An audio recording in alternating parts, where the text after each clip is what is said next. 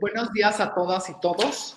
Me da mucho gusto estar esta tarde aquí con todos ustedes. Muchas gracias al CEMEFI porque siempre organiza eventos importantes para la sociedad civil. El día de hoy, como saben, esta mesa es reconstrucción del tejido social y tenemos 3 participantes de súper lujo. Miriam Carrillo,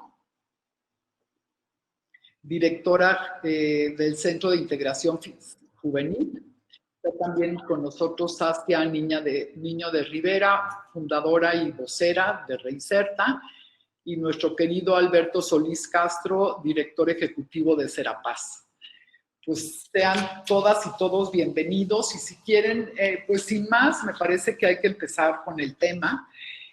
Como saben, tenemos 14 minutos para responder cada una de las preguntas, entonces tocan como 4 minutos a cada uno de ustedes. Les pido que sí seamos muy puntuales con el tiempo, porque pues el tiempo es oro y no se regenera, ¿verdad? Entonces, partiendo de que el tejido social se entiende como la configuración de vínculos sociales e institucionales que favorecen la cohesión y la reproducción de la vida social. Los factores que lo determinan son los comunitarios, los institucionales y los estructurales. Si partimos de esta definición, yo les preguntaría a nuestros 3 ponentes del día de hoy, ¿cómo se encuentra hoy nuestro tejido social y si han notado cambios a raíz de la pandemia? Entonces, si quieren, empezamos con Miriam, por favor. Gracias, María Elena. Primero, saludar a toda la audiencia que está en esta mesa. Qué gusto poder desarrollar de cualquier manera y pese a todo este importante evento que organiza CEMEFI. Yo soy de Miriam Carrillo y yo estoy a cargo de la Dirección de Prevención de los Centros de Integración Juvenil. Tengo el gusto de venir en representación de mi directora general, la doctora Carmen Fernández, que también les manda un afectuoso saludo. Y pues para entrar, como saben, en Centros de Integración Juvenil nos dedicamos a la atención de la salud mental y de las adicciones. Y entonces cuando de pronto escuchamos esto que nos planteas respecto a si hemos visto cambios, efectivamente hemos visto muchos cambios, yo creo que todos en todos los ámbitos lo hemos percibido así, en particular en lo que a nosotros nos toca trabajar, pues los datos son muy evidentes, la propia OMS ha declarado ya que estima que el aumento, por ejemplo, en la violencia ha crecido hasta en un 60% a partir precisamente de este confinamiento. Los datos que nosotros hemos trabajado también asustan un poco en relación al aumento, sobre todo de la violencia familiar. Nosotros hemos estado trabajando en las líneas de atención psicológica, las diversas líneas, no solo las de CIJ, sino también en apoyo a las diferentes líneas de atención que ha puesto el gobierno federal. Y realmente uno de los temas que más ha destacado es precisamente el de la violencia familiar, la violencia contra las mujeres, la violencia en pareja, y es algo que por supuesto que sí mueve, porque si desde la familia, que es la base, y hablamos de las familias con su diversidad, observamos justamente estos, pues no son cambios, pero sí justamente esta situación de confinamiento que nos ha movido, pues sí vemos un importante cambio. Yo creo que también, pero yo te quisiera decir como desde lo positivo, que también hemos observado nosotros que trabajamos con jóvenes, trabajamos con casi 8,000 jóvenes al año que colaboran con nosotros como voluntarios de los centros de integración juvenil. Y, por ejemplo, ahí sí vemos un pensamiento distinto de quien participa en actividades y que desde las juventudes se percibe todo esto como una oportunidad. Ahí yo creo que más adelante, para no abusar del tiempo, me gustaría platicarles justamente de esta experiencia que tenemos y de las diferencias que encontramos respecto a la percepción que hay de la reconstrucción del tejido social. Gracias, María Elena. Muchas gracias, Miriam, por este primer acercamiento. Ahora le damos la palabra a Saskia, por favor.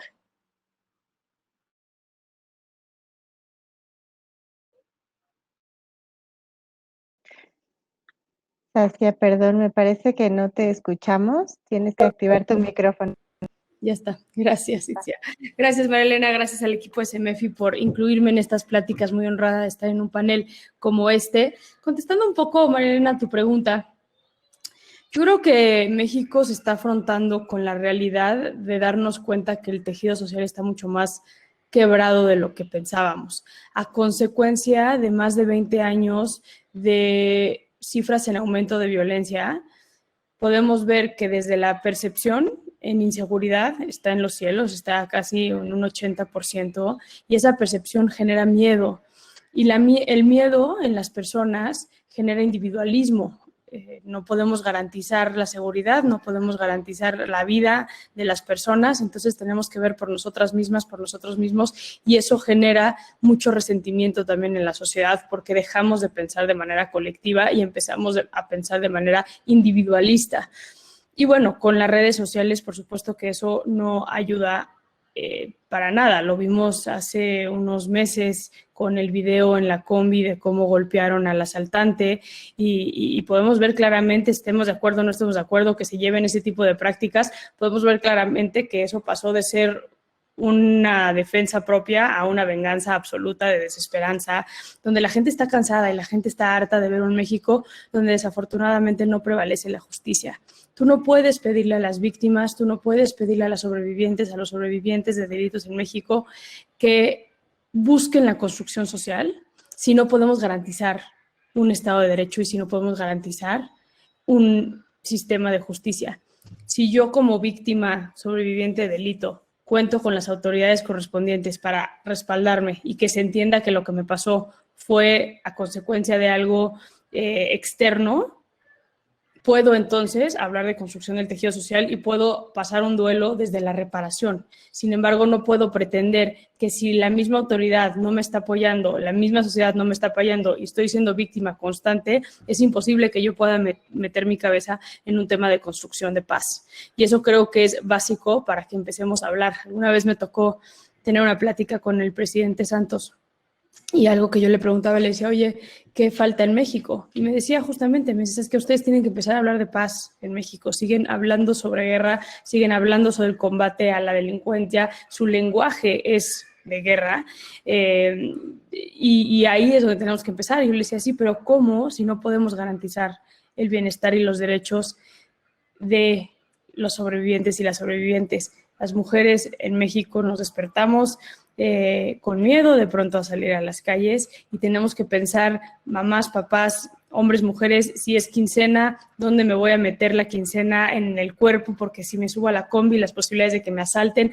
Y ese pensamiento nos lleva a una situación constante de trauma, lo cual nos impide a poder seguir construyendo y seguir pensando de manera colectiva. Creo que la reconstrucción del tejido social en México es básica, pero tenemos que combatir el individualismo y empezar a pensar de manera colectiva como sociedad para entonces poder construir. Marilena, gracias. Gracias. Como ustedes dicen, tenemos que pensar de manera colectiva y esto nos cuesta mucho trabajo por el miedo que tenemos, por la incertidumbre que hay hoy en día por la pandemia, y no solo la pandemia, los problemas económicos y los problemas de inseguridad. Pues pasamos con Alberto. Alberto, muchas gracias por acompañarnos. No, muchas gracias por la invitación. Un gusto ver. En realidad, la valoración que en Serapaz tenemos desde hace, no de ahora, sino desde hace mucho sobre el estado del tejido social en México es grave. Estamos en una situación de descomposición cada vez más profunda, de división comunitaria, de violencia con indígenas y campesinas en todo el país por despojo de su tierra y territorio, una situación de violencia exacerbada en el país que lo que ha hecho es dividirnos, que lo que ha hecho es que vivamos con miedo permanente y que el Estado no sea capaz de responder a garantizar los mínimos derechos de la población. Hoy por hoy, las personas defensoras de derechos humanos, los periodistas, viven un riesgo en el ejercicio de su labor. Y el Estado tampoco es capaz de cumplir el derecho a defender derechos humanos o la libertad de expresión. Todo esto nos ha generado una situación en la cual es muy difícil ir construyendo acuerdos. El rompimiento del tejido social naturalmente nos separa y lo que va generando es que cada quien se encierre más en sus necesidades particulares o en sus necesidades de grupo y veamos más con riesgo a las otras personas. Nos veamos como esta teoría del otro, del enemigo interno. Y todo esto lo que va generando es una violencia estructural que lamentablemente quienes más sufren son justamente las personas que se encuentran en mayor vulnerabilidad, en un mayor nivel de marginación y una mayor situación de violencia estructural. Y además las justificamos en la dinámica cotidiana diciendo pues, que la situación de seguridad del país amerita que nos protejamos y por lo tanto esta dinámica de violencia cultural que ejercemos a través de este tipo de comentarios lo que hace es reforzar esta separación y este rompimiento del tejido social. Por lo tanto, pues es fundamental no negar la situación de lo que estamos viviendo, pero buscar salidas colectivas, buscar salidas comunitarias. Y el contexto del COVID tampoco nos está ayudando a eso, pues porque estamos naturalmente más aisladas y aislados. No podemos encontrarnos, la brecha digital para conectarnos con las comunidades indígenas, para poderse reunir, para generar asambleas entre las propias comunidades, pues no está facilitando. Y bueno, lamentablemente muchas de ellas, lo único que no ha bajado es la situación de violencia y asedio que viven, tanto por el crimen organizado como por el Estado, por la violencia ejercida también desde las fuerzas del orden y una dinámica de militarización que está extendida por todo el país, que lejos de generar mayor seguridad, está generando más miedo y violencia y más destrucción del tejido social. Eso nada más como para poner como los componentes claves que nosotros vamos ubicando. Muchas gracias, Alberto. Pues es una situación preocupante la que vemos todos en la mesa, precisamente porque el tejido social, en lugar de reconstruirlo, ¿no? Cada día lo vemos más deshilachado. Y en estos términos, yo quisiera saber y que le platicaran al auditorio en sus organizaciones que son sumamente importantes para este país, ¿qué acciones han implementado que favorezcan a reconstruir este tejido social? Ya Miriam nos decía en un principio que tiene algunas cosas que decirnos y estoy segura que Saskia y Alberto también las tienen. Entonces, pues Miriam, continuamos contigo. 4. Gracias, María Elena. Pues mira, uno de los ejes del programa de prevención de los centros de integración juvenil es precisamente la movilización comunitaria. Y esta la hacemos pues con trabajo directamente en la comunidad en su más amplia expresión, pero también precisamente la participación de la sociedad civil a través de diferentes formas. Una de ellas y la más visible que tenemos es con la participación de jóvenes que se incorporan a apoyarnos en las labores de prevención, es haciendo su servicio social, que por lo regular casi siempre se quedan haciendo voluntariado, porque justamente el tipo de actividades que hacen les llena mucha emoción y es una de las principales fortalezas para poder trabajar y llegar a muchas más comunidades. Te platicaba que justamente lo que hemos observado nosotros es que efectivamente esta brecha digital de la que habla Alberto, pues sin duda está presente y nosotros la vemos. Nosotros tradicionalmente trabajamos en muchísimas escuelas en el país y por supuesto que vemos la dificultad de poder continuar con esta labor, aunque la estamos haciendo, pero con la dificultad misma que tienen las propias escuelas, ¿no? De que los estudiantes se puedan incorporar, participar, conectarse. Sin embargo, fíjate que algo que nos ha llamado la atención y que nos da como esta esperanza es que los jóvenes que participan con nosotros nos han comentado, ellos lo ven como como que esta pandemia, que sin duda pues no solo es en México, ¿no?, sino es una situación mundial, nos tiene que ayudar o seguramente va a contribuir para precisamente hacer un sacudido y una movilización de quienes participamos en este planeta para poderlo mejorar. Y la percepción es diferente, o sea, la percepción, por supuesto, como a todos nos ha afectado, pero sí hay una percepción de que esto algo bueno nos tiene que dejar y de que tiene que ser para hacer un cambio. Y aunque las redes sociales y otros medios han permitido poder seguirnos conectando, pues como dicen, las brechas existen sin duda, pero también creemos que desde una mirada más positiva, incluso a nosotros nos ha permitido llegar a otros lugares o a otros municipios, incluso donde antes no podíamos llegar de una forma tradicional. Entonces, creemos que este tipo de acciones con jóvenes, sobre todo que emprenden y de verdad que han hecho de todo para poder llegar y seguir trabajando, incluso recientemente tuvimos cursos de verano virtuales que teníamos como nuestras dudas de poderlo hacer con niños.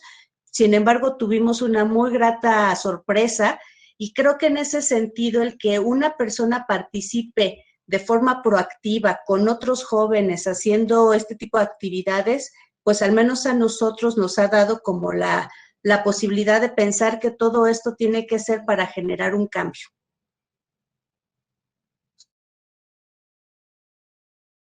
Muchas gracias, Miriam. Pues sí, efectivamente, tenemos que ver cómo podemos generar esperanza de un futuro mejor que el que hoy tenemos y sobre todo esta esperanza que sea para los que hoy son más vulnerables.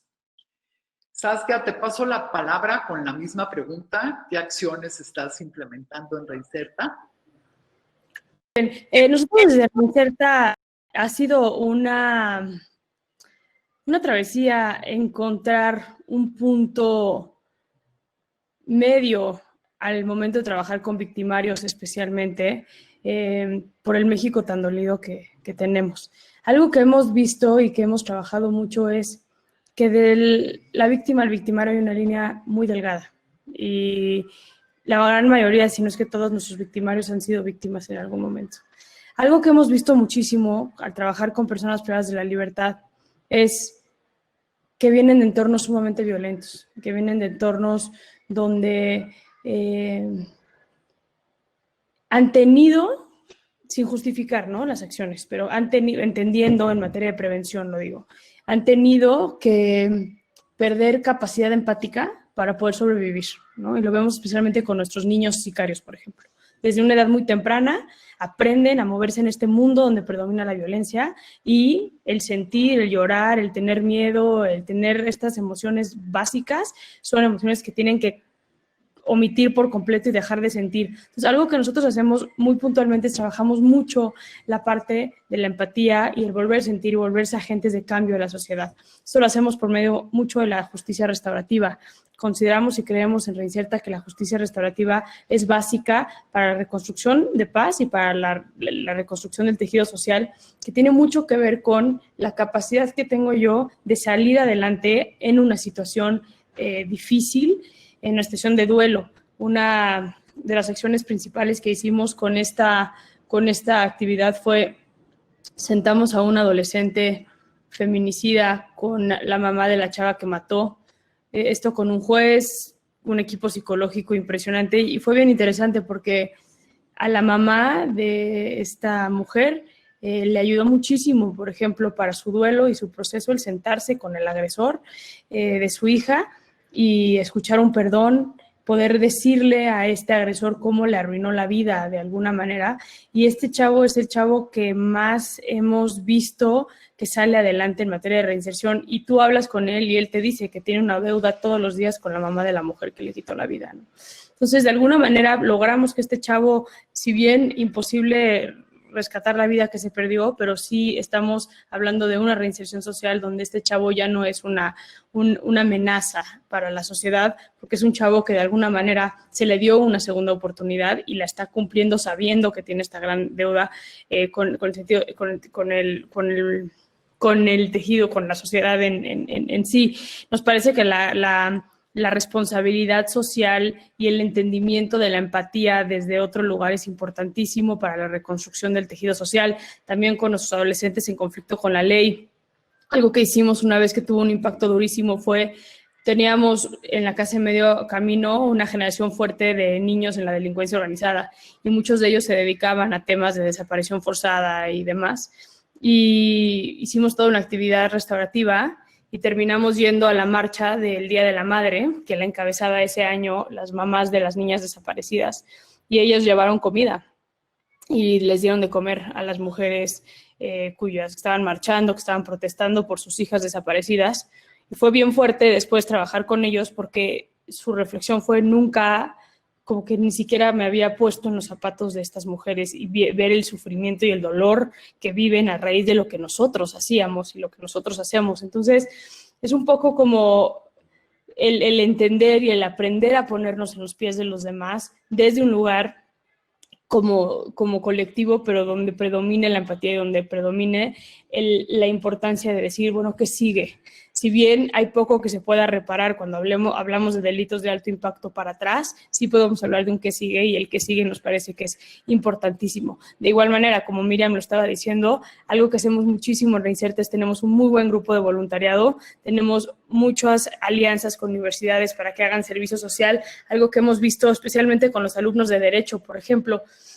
Nunca han entrado a un reclusorio. Es como, estás estudiando Derecho.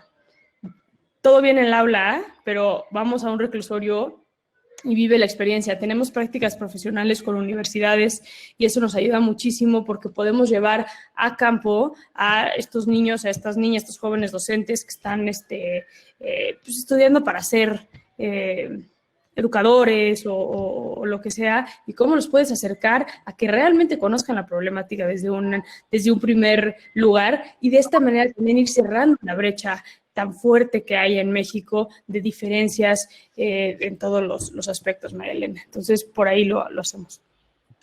Muchas gracias, Saskia. Muy interesante lo que nos dices. Y pues coinciden Miriam y Saskia en decirnos que el tema está en las juventudes, ¿no? ¿Qué estamos haciendo con las juventudes y cómo podemos realmente salir adelante de la problemática que tenemos en México?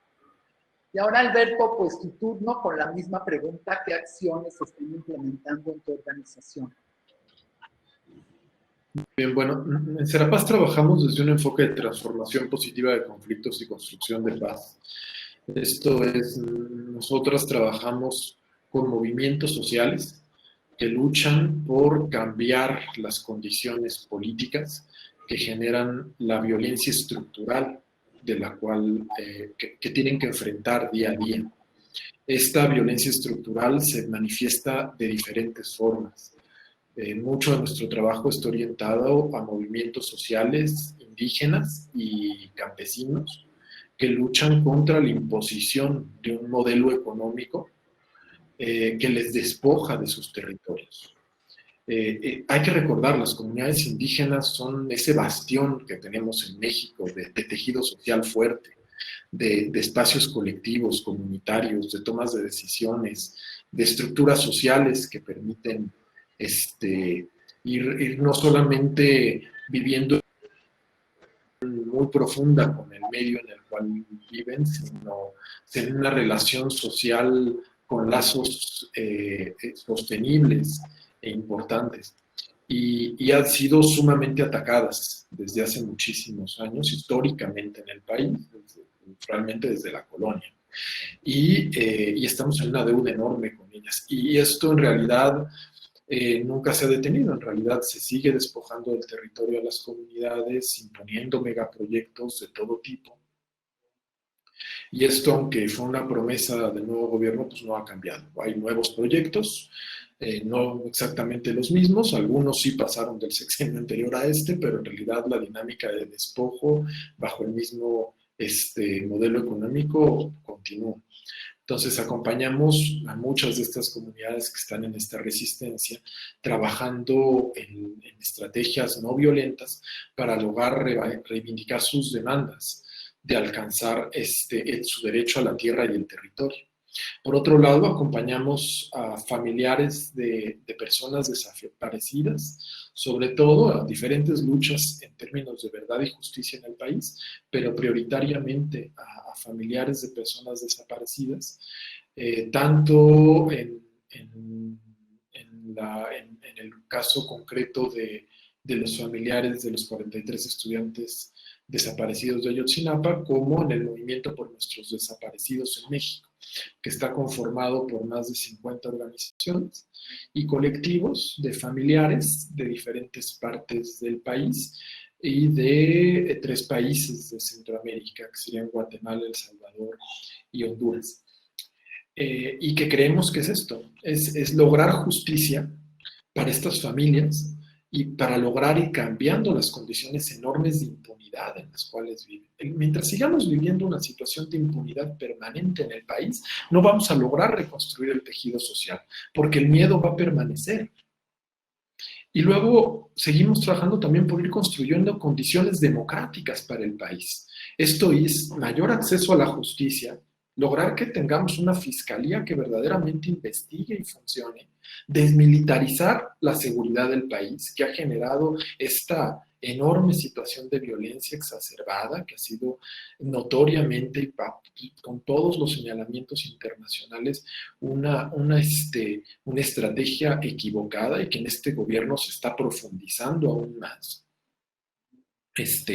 Para poder cambiar las relaciones entre las personas y buscar otra manera de afrontar la situación del crimen organizado, que no es menor y que ha generado pues también la ruptura y el ataque hacia comunidades, hacia grupos poblacionales en específico, y que tenemos que hacernos cargo de otra forma, con formas mucho más positivas, productivas, etcétera, etcétera, ¿no? Entonces, no quiero seguir acaparando la palabra, ¿no? Pero mucho de esto, diría, también viene desde la forma en las cuales las comunidades construyen sus propios acuerdos para fortalecerse como un sujeto social transformador de la realidad, de esta realidad que nos lastima tanto a todas y a todos. Gracias, Alberto. Pues sí, efectivamente, creo que tenemos que aprender muchísimo de las comunidades indígenas y de cómo ellas se organizan, ¿no? Y al mismo tiempo dar una mano para ayudarlos a que esta organización les sirva para que no los despojen de sus tierras, que no los despojen de su cultura.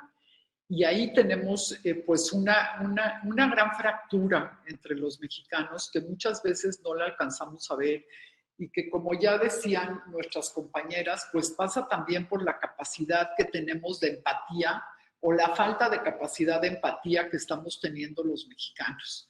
Quizás, ¿no? Y tal vez no lo justifico, pero sí es por el gran dolor que está viviendo México también, que la gente se cierra y prefiere no voltear a ver, cuando lo que tendríamos que hacer es precisamente abrirnos al dolor del otro y ver cómo lo podemos hacer mejor. Y les quiero decir, ya nos están llegando varias preguntas, todas las pueden poner en el chat.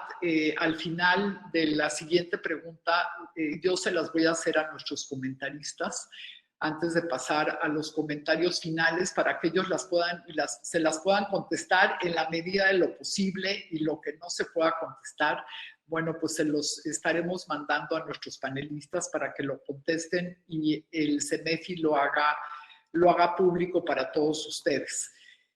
Pasaríamos a la última de las preguntas que preparé. ¿Cuáles serían los retos que tenemos en las organizaciones que trabajamos en el fortalecimiento del tejido social? Si cada uno de ustedes nos pudiera decir desde el punto de vista de su organización, ¿cuáles son los retos más importantes que ustedes están viendo? Y si tenemos esperanza de tener un futuro mejor en México. Entonces, Miriam, si quieres, empezamos por ti.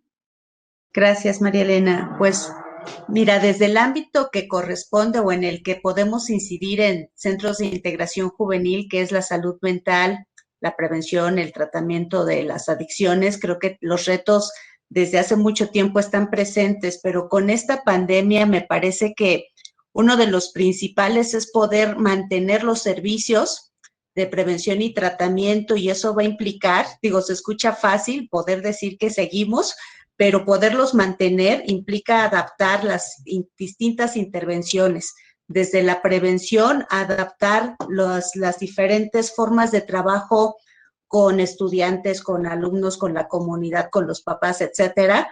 Y en tratamiento también se ha venido haciendo, no es tan fácil como se puede escuchar el decir ahora hay terapia virtual, pero sin duda tenemos que buscar las alternativas de intervención para que podamos seguir teniendo esta presencia, sobre todo ahora que la salud mental se ha puesto frente o se ha puesto en la mesa o en la agenda como un tema importante, un tema descuidado que sin duda, por lo que han comentado Alberto y Saskia, pues por supuesto que esto incide en muchas de las cosas que vemos y nunca se ha dado la atención suficiente. Eso sí es un gran pendiente que hay en la agenda y creo que otro de los retos es precisamente poder incidir en las políticas que permitan que estos temas no solo queden como un buen deseo, sino que realmente se traduzca en acciones concretas de apoyos a las instituciones que trabajan a esto, a las personas, por supuesto, para darles las alternativas. Y en nuestro caso, pues creo que el reto que siempre ha estado presente es poder seguir fomentando, pero no solo como deseo, sino poder incidir directamente en el bienestar. No solo como un buen deseo de que haya un mejor país, por supuesto, sino de que realmente se traduzca en acciones que podamos ver para no solo las juventudes. Yo creo que aquí es importante involucrarnos todos y esta reconstrucción solo la vamos a hacer cuando haya una mayor equidad en todos los sentidos.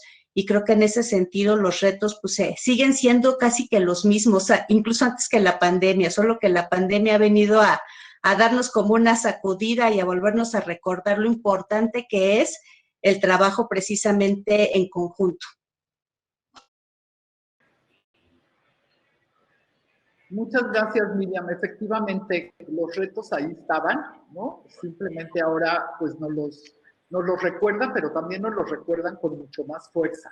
Que estamos viendo que efectivamente tenemos un problema mucho más grave del que mucha gente pensaba, ¿no? Quizás los que trabajamos en las organizaciones, pues lo tenemos como muy claro el reto que tenemos y que teníamos, como ya decía Alberto también, pues desde hace mucho tiempo, ¿no? Pero cada día las cosas parece ser que no van mejor y que no lo hemos podido hacer lo suficientemente bien.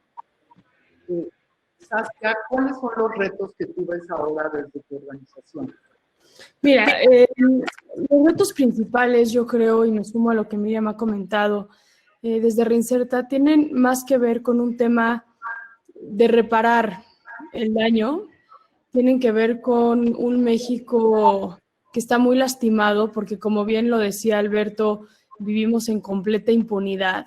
Tú no puedes pedirle a las personas que pidan o que sean solidarios cuando no hay solidaridad con ellos mismos, de un Estado que los proteja. Y eso ha sido uno de los grandes retos de Reinserta, que es cómo podemos hablar de construcción de paz, cómo podemos hablar de la reconstrucción del tejido social desde un lugar de mucho dolor.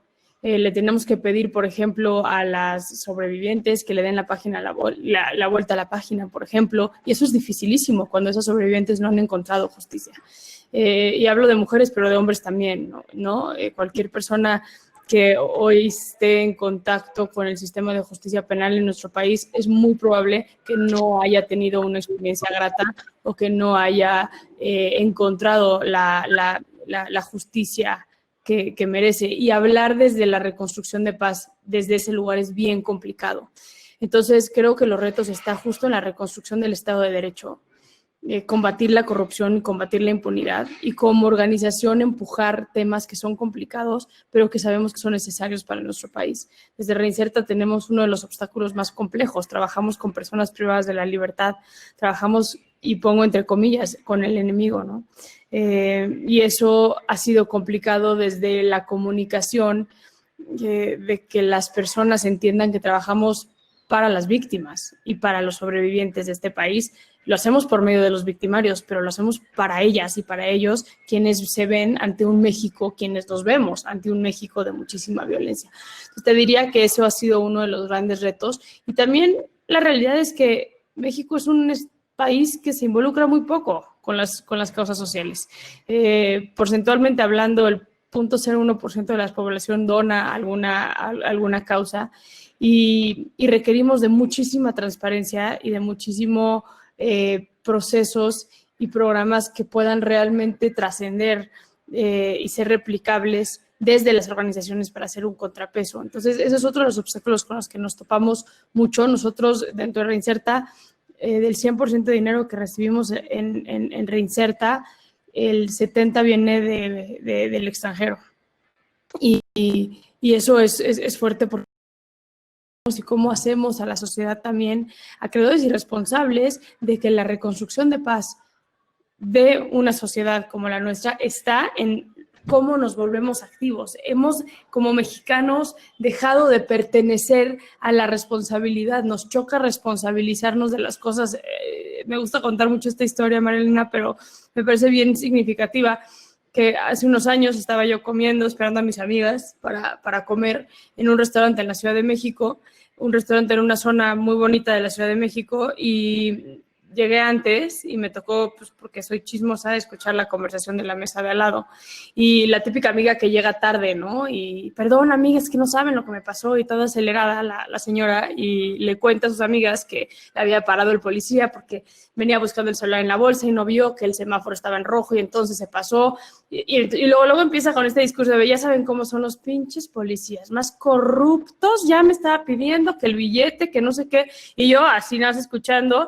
No, pues se lo tuve que dar, porque si no, imagínense que si el corralón, que si la multa, que si no sé qué, pero está cañón, amigas, este país. Vamos de peor en peor. O sea, los pinches policías, y no lo bajaba de pinche policía, y de repente luego la conversación gira y empiezan a hablar de Javier Duarte, el exgobernador de Veracruz, ¿no? Y empiezan a contar indignadísimos con toda la corrupción de Javier Duarte. Yo tenía unas ganas de pararme y decirle, brother, tú eres Javier Duarte, güey. O sea, entiendes, a veces escucha por favor tu conversación.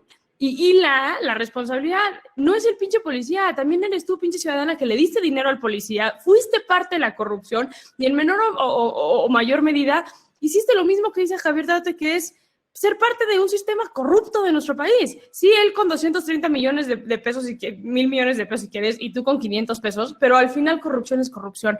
¿Y cómo nos sabemos acreedores de un problema real? ¿Cómo yo en mi día a día estoy sumando a la construcción o realmente estoy dejándome combatir por el sistema que ya está fregado? Y entonces estoy abonando al problema. Entonces creo que ahí están los retos también, Marilena.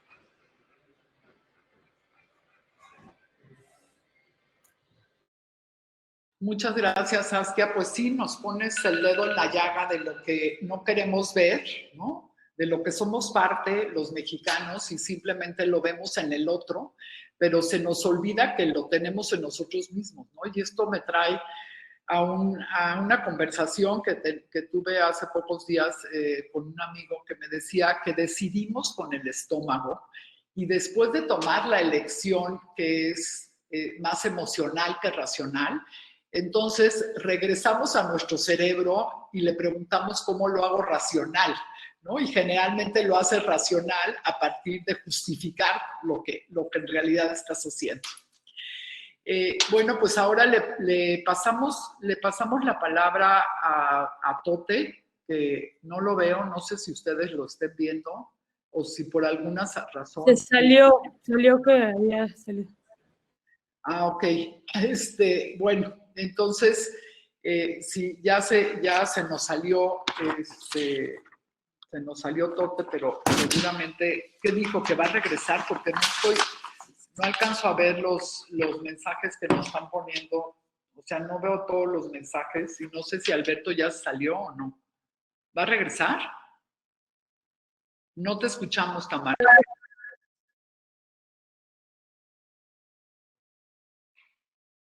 No. Tamara, no te escuchamos. Ah. Bueno, si quieren, mientras regresa Alberto, seguiríamos con la conversación y antes de pasar a la parte final, quisiera leerles algunas de las preguntas a Miriam y a Saskia para que nos hagan favor de responderlas. A ver, aquí pregunta Alberto, les voy a leer varias de ellas para que ustedes nos contesten. La primera es, ¿cómo es que las personas viven su acompañamiento? Es decir, ¿les cuesta confiar en las organizaciones que podemos brindar acompañamiento hacia el desarrollo de la propia comunidad? ¿O la mayor dificultad está en la estructura del Estado? Otra pregunta que nos hacen esta es dirigida a Saskia. ¿Cómo neutralizas el riesgo de agresión desde los propios beneficiarios? Una siguiente pregunta de Sandra Ortiz. ¿Cuál es la importancia de la participación de las juventudes en la reconstrucción del tejido social? Si quieren, contestamos estas tres y luego avanzamos en otras. Saskia, te doy la palabra. Ahora iremos a... Perfecto. Pues mira, contestando la pregunta de Ateneo, ¿cómo neutralizas el riesgo de agresión desde los propios beneficiarios? A ver, es todo un modelo integral que llevamos trabajando y que trabajamos con la Universidad de Northwestern y con recursos de USAID para poder crear el modelo de trabajo con estos chavos. Nos hemos topado con situaciones, tuvimos que meter un modelo de perros de entrenamiento canino porque no podíamos lograr acercarnos emocionalmente a estos chavos por el nivel de violencia que manejaban y el nivel de agresión que manejaban. Entonces, no es fácil. Sin embargo, son personas que están muy hambrientos por paz, y por irónico que suene, y están muy hambrientos por una vida tranquila.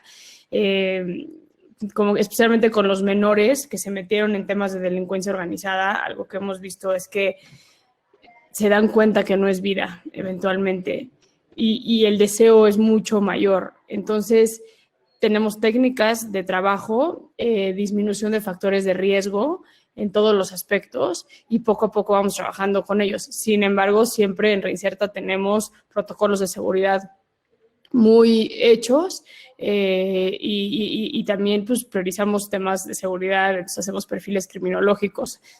Una vez nos llegó un chavo, un menor psicópata, entonces fue gracias a los protocolos que tenemos y demás que se determinó que no había manera de trabajar con ese chavito, ¿no? Entonces son varios factores, pero pues al final yo creo que quienes somos activistas y quienes nos dedicamos a temas de derechos humanos, pues estás en un constante riesgo constantemente, ¿no?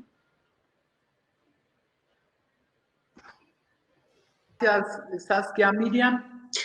Yo diría que justo hasta como complemento a lo que ha dicho Saskia, me parece que en general sí hay una confianza y a mí me parece que está demostrado por lo que hemos platicado, que hay una confianza en las instituciones para poder trabajar con ellas. A veces hay hasta una mayor confianza precisamente de acercarse porque es en donde encuentran una respuesta. O sea, la sociedad civil ha sido súper importante toda la vida, o sea, todo el tiempo en la atención a estas problemáticas que son poco visibles quizá desde otros espacios y entonces creo que en ese sentido la importancia de una de las preguntas, la importancia de las juventudes en la reconstrucción, yo diría de las juventudes, pero desde la infancia y desde los adultos y todos los involucrados, pues es súper importante y necesario. O sea, todos nos tenemos, como lo han dicho, que involucrar desde lo individual hasta lo colectivo.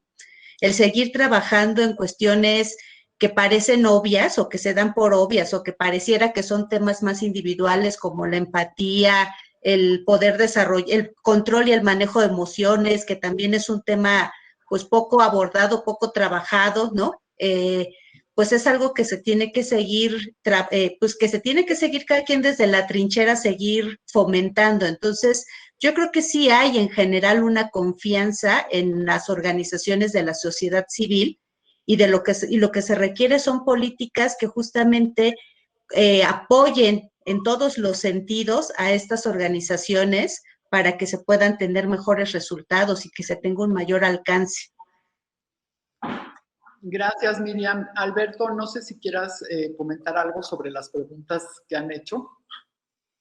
Disculpa, se me cayó la conexión un ratito, como habrán notado. Pero aquí te pongo una, mira. ¿Qué pues es que esta ya la respondimos. Mira, aquí había otra que me pareció muy interesante. ¿Cómo podemos ayudar a personas que están en la cárcel para que sus niños puedan ser educados y apoyados? No sé si tú veas temas de cárcel, Alberto, o se la pasamos ¿ya? Ese es de Saskia, según veo, como un tema más cercano a ella. Sí, no, yo no trabajo con población penitenciaria. Otra para ti, vas a ver. Alberto, que mandó Daniel, María Elena. Ya, ahí está. Mira, ahí te va, Alberto. ¿Cómo es que las personas viven su acompañamiento? Es decir, les cuesta confiar en las organizaciones para poder brindar ese acompañamiento hacia el desarrollo de la propia comunidad, o la mayor dificultad está en la estructura del Estado. Bueno, pues es que está en las dos. Sí hay, y en este contexto de descalificación tan constante hacia la sociedad civil en general y a todo lo que no venga directamente del grupo cercano al presidente prácticamente, sí se ve, sí es señalado como una veta de posible corrupción o de posibles vías de descomposición. Entonces, eso es un problema. O sea, sí se ve en dinámicas. El trabajo de Serapaz tiene muchos años y nuestro vínculo con los movimientos sociales y los colectivos es también de mucho tiempo. No ha sido algo que haya surgido pronto. Eso nos ha permitido continuar el trabajo y que esto no se haya visto tan mermado. Sin embargo, el contexto de desconfianza que se está generando un poco en torno a esta dinámica de descalificación y polarización sí es complejo y no ayuda en realidad mucho. Pero en realidad, pues sí, también desde el propio Estado está mucho de la responsabilidad de fomentar el que se entienda pues, que todos estamos parte de un mismo esfuerzo, ¿no? Colaborativo por tratar de cambiar las condiciones de injusticia en nuestro país. Ahí hay un reto enorme y creo que en medida de que sigamos haciendo bien nuestro trabajo y que sigamos conectando con la población, el que no entremos estas dinámicas de polarización y descalificación constante, pues nos va a ayudar a seguir teniendo la confianza de los actores sociales con quienes nos vinculamos y con quienes trabajamos. Entonces, pues no sé si contesté exactamente. Claro que sí nos contestaste. Miren, ya nos quedan muy pocos minutos, entonces si quieren pasamos a las conclusiones. Creo que nuestros tres panelistas coinciden que la movilización social es muy importante y que todos tenemos que participar de ello, ¿no? En México, como decía Saskia, muy poca gente participa en las organizaciones sociales, no solamente como donantes, sino como activos en las organizaciones. Y eso me lleva a algo que me gusta mucho comentar, porque creo que no se da sola la participación de la gente en las organizaciones sociales. La participación de la gente se da por una experiencia que tengas previa, por algo que tu corazón te diga yo tengo que participar en esta causa, o porque alguien te obligue la primera vez y después ya lo hagas de manera voluntaria, ¿no? Y ahí sí me parece que tenemos un gran reto en que en México hagamos de la participación social, primero, una obligación que puede ser desde las secundarias y las preparatorias. Nosotros siempre en el colegio que yo estudié, siempre tuvimos como obligación hacer acción social desde, pues yo creo que desde sexto de primaria.